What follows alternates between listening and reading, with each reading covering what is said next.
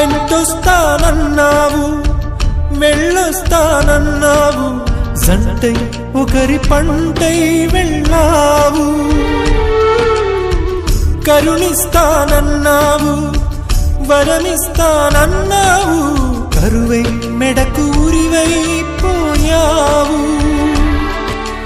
దేవతలోనూ ద్రోహం ఉందని తేలిపావు, దీపం కూడా దహిస్తుందని తేల్చావు.